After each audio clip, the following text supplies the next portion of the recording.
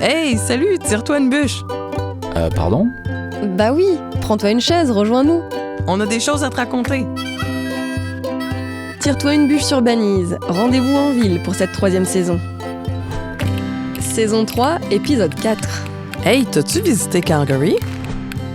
Un podcast de Destination Canada. Pour le monde entier, Calgary, c'est la ville des JO d'hiver de 1988. Et pour les Canadiens, c'est la ville du Stampede, le plus grand rodéo en plein air au monde. Aujourd'hui, on s'aventure dans l'Ouest canadien, à Calgary, en Alberta. Vous y êtes en 8h50 de vol direct depuis Paris. Calgary, c'est la 3e plus grande ville du Canada et la plus grande ville de la province de l'Alberta.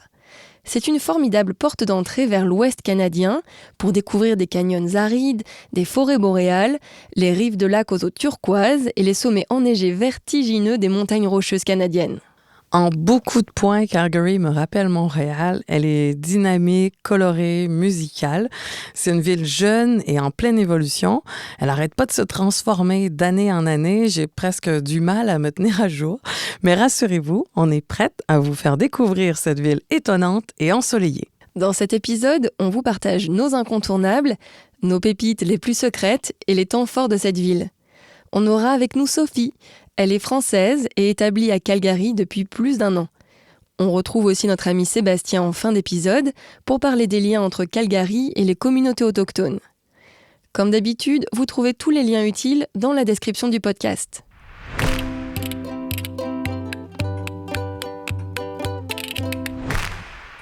Avant de donner les incontournables de Calgary, Cyrielle, tu vas devoir me trouver les réponses aux 4 questions de notre quiz. Pour commencer, de quelle couleur sont les chapeaux qui sont offerts en signe de bienvenue aux visiteurs importants à Calgary? Ils sont blancs. Ça, c'est les White Hats. Ça, c'est une tradition d'accueil unique de Calgary. Elle est tellement ancrée que c'est considéré comme un grand honneur de recevoir un chapeau blanc. Et moi, le mien trône à l'entrée de ma maison. Et sais-tu pourquoi on appelle Calgary la ville des Chinooks? Ça peut surprendre quand on parle d'une destination si proche des montagnes, mais la neige tient rarement dans les rues de Calgary. Et ça, c'est grâce aux Chinooks. Ça, c'est des vents d'ouest chauds et secs qui soufflent en rafale depuis les Rocheuses vers les prairies. Ça crée de tels réchauffements qu'en plein hiver, on peut gagner 20 degrés en quelques heures. Pour la petite anecdote, Chinook, c'est un mot autochtone qui signifie mangeur de neige. Et sais-tu d'où vient le nom de Calgary? Oh là là, va falloir m'aider, Maris. Eh bien, le colonel de la police montée, qui a nommé la ville, avait une maison familiale en Écosse. Et devine comment s'appelait l'endroit? Calgary Bay. Alors, quand ils ont dû trouver un nom au fort au moment de la conquête de l'Ouest en 1875, il en a profité. En tout cas, comme Vancouver, Calgary s'est beaucoup développé avec l'arrivée du chemin de fer en 1883. C'est une plaque tournante pour l'industrie bovine. Du coup, c'est la province la plus riche du Canada. Donc la bonne nouvelle, c'est qu'il n'y a pas de taxes provinciales. Est-ce qu'il est possible de parcourir Calgary sans mettre le nez dehors? Vrai ou faux? Vrai, mais quand même plutôt faux. À Calgary, il y a plus de 16 km de passages et de ponts fermés qui relient des bâtiments publics du centre-ville. Ils appellent ce réseau en hauteur Plus 15 Skywalk parce qu'on marche à 15 pieds, donc environ 4 mètres au-dessus du sol.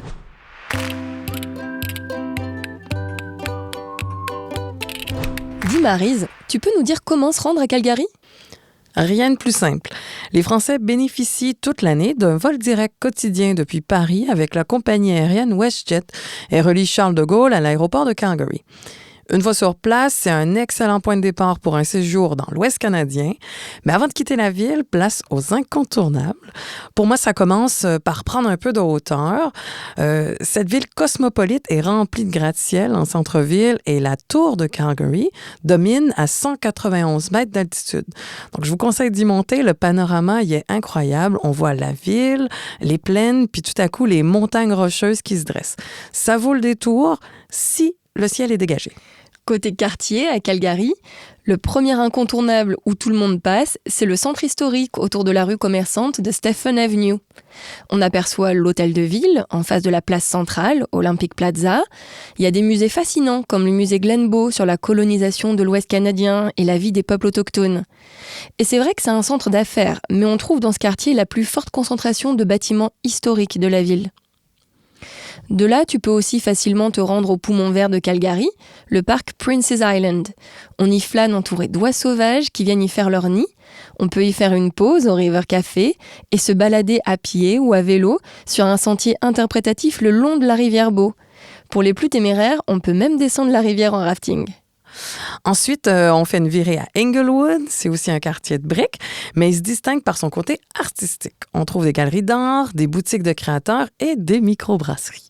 Pour y aller, vous passez par le East Village, qui héberge la bibliothèque de Calgary. C'est une prouesse architecturale, comme le studio Bell d'ailleurs, où vous pouvez découvrir des instruments de partout dans le monde, même le piano d'Elton John. Et les icônes canadiennes de la musique. C'est un véritable temple de la musique canadienne. Avant de quitter Calgary, vous pouvez aussi plonger dans le temps au village Heritage Park, à 15 minutes du centre-ville. C'est une reconstitution historique des années 1860 à 1950, avec des guides en costume d'époque qui sont à fond dans leur rôle. Vous y découvrez l'histoire du peuplement, l'entente avec les autochtones pour la traite des fourrures, la construction du chemin de fer des prairies et même une collection d'enseignes lumineuses et de voitures vintage.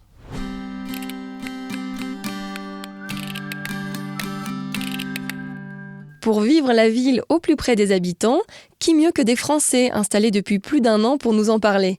Dans cette 3e saison de Tire-toi une bûche, ils sont nos experts. Pour découvrir Calgary, on a rencontré Sophie Perrondet. Elle est blogueuse et nous fait vivre son Calgary dans l'Ouest canadien, où elle s'est installée avec sa famille. Bonjour Sophie. Bonjour Sophie. Si tu avais 3 mots pour décrire la ville où tu habites à Calgary, ce seraient lesquels?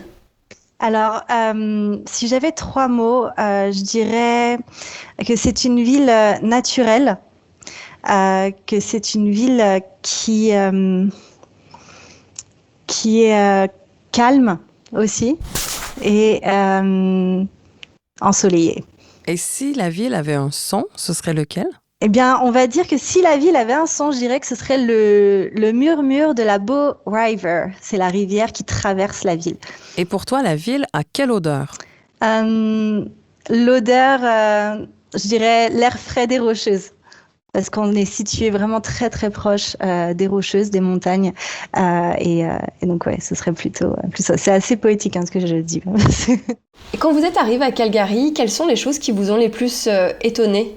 Alors moi je crois que de toute façon c'est certain, c'est peut-être pas juste propre à Calgary, mais moi ce qui m'a étonnée c'est forcément l'hiver, parce que jamais encore connu d'hiver canadien, parce qu'à Vancouver c'est vraiment un climat très très similaire à la France. Donc c'est vrai que Calgary avec son grand froid, la neige pendant 6 mois, on voit pas la couleur de l'herbe pendant plus de 6 mois. Donc ça c'est quelque chose qui m'a vraiment étonnée, mais qui m'a pas forcément déplu. J'avais peur en fait. J'avais peur que ça me déçoive et justement de pas forcément m'y faire. Et surtout qu'on a eu des grands froids. On a eu moins 35 il y a quelques semaines, ressenti moins 45. Première fois de ma vie que je ressens quelque chose comme ça. Mais c'est super excitant en fait, et ça fait partie, c'est vraiment, c'est comme une aventure. On a l'impression, mais ouais, on est dans un autre pays, donc même si c'est notre pays où on vit, et ben on découvre de nouvelles choses en fait, et c'est vrai que cette façon de vivre c'est assez sympa. Ça a l'air hyper stimulant la façon dont tu nous racontes ça. Mais en fait, c'est vraiment top parce que moi, en plus, je suis une personne qui ne skie pas. Donc, je me dis, mais qu'est-ce que je vais faire pendant 6 mois de l'année où il neige autour de moi? Mais en fait, il y a énormément de choses à faire. Avec les enfants, on a les patins. On peut aller faire du patin à glace partout dans la ville. Il y a plein d'endroits où on peut gratuitement aller faire du patin à glace, de la luge, des super balades. Et le gros avantage de Calgary, c'est que c'est la ville la plus ensoleillée du Canada. Et ça, c'est vrai. Il fait tout le temps beau. Là, je peux pas vous montrer, mais il y a un énorme ciel bleu. Donc, même quand il fait moins 30, moins 20, moins 10, ou quand il fait 20 degrés, peu importe, il y a toujours un ciel bleu et un grand soleil. Quel est ton quartier favori et pourquoi? Je crois que j'en ai 2. Alors, mon premier quartier favori, ça va être le quartier de Kensington, parce que J'aime beaucoup en fait les endroits dans une ville où on a des petites boutiques, où on peut se balader avec un café, rentrer dans une boutique, sortir, continuer, et puis se laisser porter en fait au fil de la rue et par les promenades et ce genre de choses. Et le quartier de Kensington, je trouve qu'il est vraiment très chouette parce qu'il est proche, très proche du centre-ville. Et on peut du coup vraiment, voilà, on a un peu tout là-bas. On a ce quartier un peu avec les commerces, et puis on est proche de la ville et proche de la Bow River, donc la rivière. Il y a le parc aussi qui est juste à côté. Donc ça, c'est vraiment de chouettes promenades et un chouette quartier. Et le deuxième que j'aime beaucoup, c'est le quartier de Mardaloup. Et lui, il est en dessous de la ville de Calgary. Et ça, c'est pareil, c'est un quartier où il y a qui est de plus en plus, qui se développe de plus en plus. Et pareil, il y a plein de petits restos, de petites choses comme ça. Donc ça, c'est très sympa aussi. Quand tu veux faire la fête ou t'amuser un peu, tu nous conseilles quel quartier ?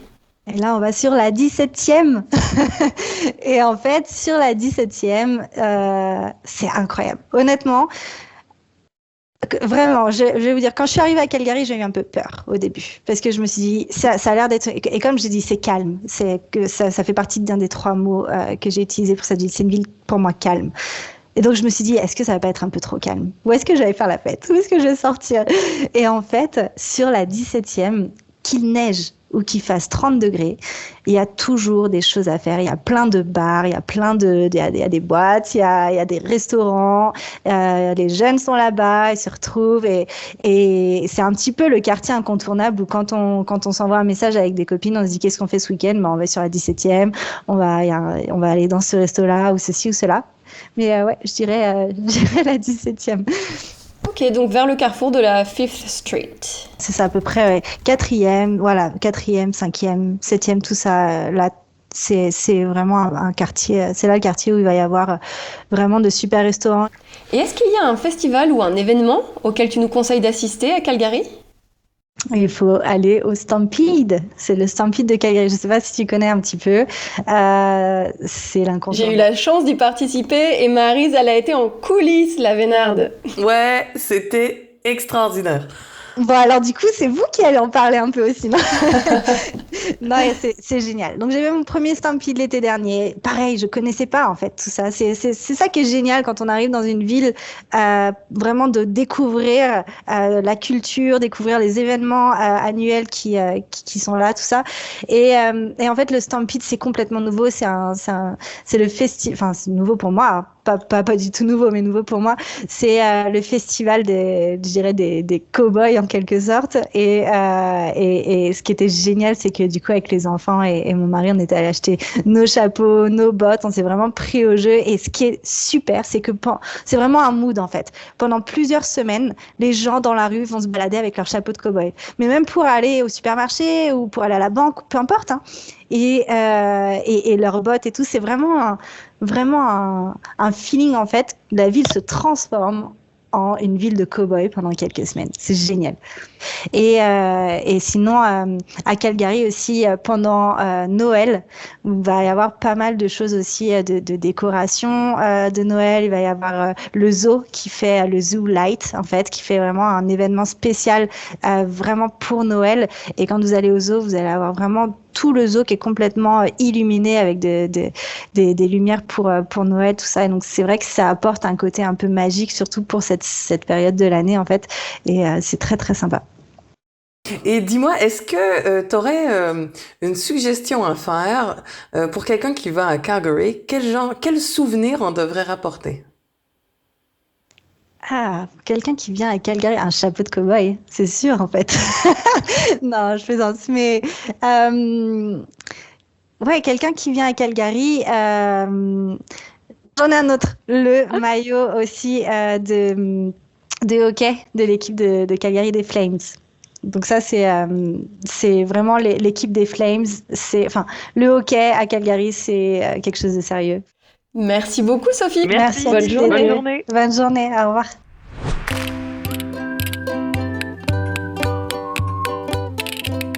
temps forts de la ville, Cyrielle, lesquels se distinguent selon toi? On l'a dit, Calgary s'est longtemps fait connaître grâce à son côté country, et notamment grâce au Calgary Stampede. C'est surnommé le plus grand spectacle en plein air sur Terre. C'est un mix de festivals, de rodéos, d'expositions agricoles, de concerts, de spectacles et de foires. L'événement fait vibrer la ville entière pendant 2 semaines début juillet, à tel point que même les banquiers sortent leurs chapeaux et leurs bottes de cuir. Mais le mode de vie Far West se vit toute l'année à Calgary. C'est parfois même surnommé Cowtown pour illustrer son importance dans l'agriculture bovine. Alors vous pouvez découvrir la vie des ranchs et des cow-boys ou aller dans un bar musical pour assister à un concert de musique country. Et puis le Stampede a ouvert un musée aussi, le Sam Center, pour revivre la magie du Stampede toute l'année et comprendre cette culture de l'Ouest. L'hiver, il y a des festivals à Calgary?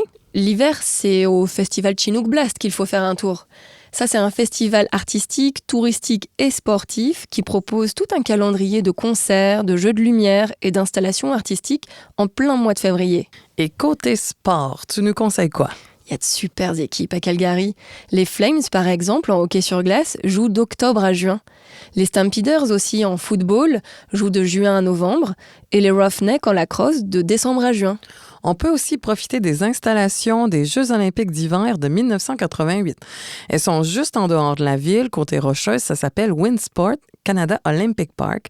Et on peut y pratiquer le curling, le ski, le snowboard et le vélo de montagne l'été.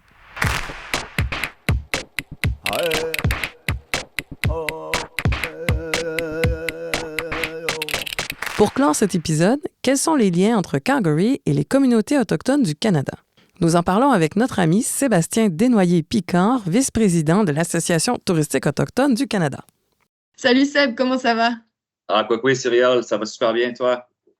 Super bien, ravi de te retrouver. On a des questions pour toi sur la ville de Calgary cette fois.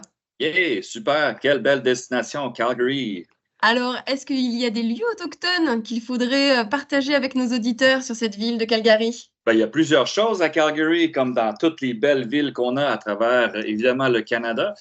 Pour moi, quand on pense Calgary, je pense tout de suite, évidemment, aux Rocheuses. Je pense à la belle nation Tsuut'ina, qui est vraiment un moteur économique important pour les nations autochtones, mais surtout pour la nation Tsuut'ina. Mais quand je pense tout de suite à Grey Eagle, je pense au développement touristique qu'ils ont fait là-bas avec le casino, le restaurant, le golf et l'hôtel. Je pense aussi tout de suite, moi, quand on pense à ça, je pense à m'en aller directement dans Calgary. Je pense à Transformation Fine Art, qui est une galerie inuit pour l'art et l'artisanat. Je pense à Moonstone Creation, pour aller voir aussi les différentes pièces d'artisanat qui sont faites, la création et autres, qui était d'ailleurs une belle boutique qui avait été passée avec Yvonne et sa fille, qui avait été créée. Je pense aussi à Mystical Métis, qui est sur place aussi directement dans la grande ville de Calgary. Évidemment, on n'oublie pas, Calgary est quand même une ville fantastique pour le Stampede, avec la princesse autochtone, donc le Indian Princess. Donc, c'est sûr que le Stampede, pour moi, est un grand événement, mais aussi qui rassemble les nations autochtones. Donc, pour moi, c'est sûr que quand que vous êtes à Calgary, c'est un immanquable de la ville. On peut aussi s'évader un petit peu à travers, je sais qu'on peut aller s'évader, aussi, oui, les Rocheuses, mais on peut aussi aller partir de l'autre côté, Blackfoot Crossing, qui pour moi est aussi un excellent échappatoire, là, un petit peu, à peu près 45 minutes de la ville de Calgary pour ceux qui veulent s'évader, là, pas trop loin, puis aller vivre une expérience hautement authentique aussi, pas trop loin de Calgary. Est-ce qu'il y aurait des événements autochtones à Calgary auxquels nos visiteurs pourraient assister? C'est sûr qu'il y a toujours plein d'événements qui sont organisés à travers l'année, mais je te dirais que l'événement le plus marquant, sans que ce soit nécessairement un événement qui est géré et administré par les Autochtones, mais pour moi, l'événement frappeur de la ville de Calgary est clairement le Stampede. Il y a une grosse inclusion des Autochtones à travers l'événement, donc ça en vient un incontournable pour nous avec la princesse, Indian Princess, qui est aussi sur place, un gros pavillon aussi des Premières Nations, et aussi avec un powwow qui est organisé sur place. Donc, pour moi, c'est un incontournable. Ça, c'est clair pour ceux qui sont à Calgary pendant ce moment-là. Et en dehors de Calgary, on sait qu'au départ de la ville, il y a pas mal de vols directs vers d'autres endroits au Canada. Est-ce que tu nous conseillerais d'autres destinations autochtones au départ de Calgary? Ah, c'est sûr que moi, bon, quand on est à Calgary, on peut s'ouvrir, on peut aller dans les prairies, on peut aller au Manitoba, on peut aller un petit peu partout. Donc, tu sais, on peut aussi se rendre dans les territoires du Nord-Ouest, mais on en a déjà parlé. Pour moi, c'est sûr que un petit voyage vite fait vers Winnipeg, ça peut valoir la peine. Winnipeg est quand même un beau centre névralgique pour les Autochtones. On peut aussi se rendre à Churchill. Pour moi, Churchill est quand même un endroit qui est formidable. Il y a quand même 3 belles saisons touristiques très intéressantes. On peut aller voir la saison pour les belugas, on peut aller voir la saison des aurores boréales. Et après ça, Churchill est quand même reconnu pour la saison des ours polaires. Donc, pour moi, ça peut valoir grandement la peine d'aller s'évader de Calgary, aller faire un petit tour, aller profiter du reste du Canada, les prairies. On peut aller après ça, aller sur Saskatoon, Regina, pour aller découvrir les prairies, aller vraiment s'immerser aussi, aller goûter aux différents produits régionaux, locaux que ces provinces-là peuvent aussi aller vous offrir. On a des expériences culturelles incroyables. Je pense entre autres à Wanuskewin, qui est sur la liste d'ailleurs pour les expériences de l'UNESCO. Vous avez aussi Dakota Dunes, qui est une autre expérience pas trop loin de Saskatoon. Donc pour moi, il y a des produits, des expériences touristiques autochtones formidables qui sont pas très loin des grands centres qui valent excessivement la peine. Super, merci beaucoup Seb. À très vite. Merci, Seb. À bientôt. Le podcast Tire-toi une bûche est fini pour aujourd'hui. Merci pour votre écoute, on espère que cet épisode vous a plu. On vous a encore parlé de beaucoup de choses, alors cliquez sur tous les liens utiles qu'on a pu vous mettre en description de l'épisode et planifiez votre voyage au Canada. Si vous avez aimé, abonnez-vous à notre podcast sur les plateformes comme Castbox ou Apple Podcast et notez-le. Continuez à nous laisser vos commentaires et puis surtout, parlez-en autour de vous. Merci et à la prochaine.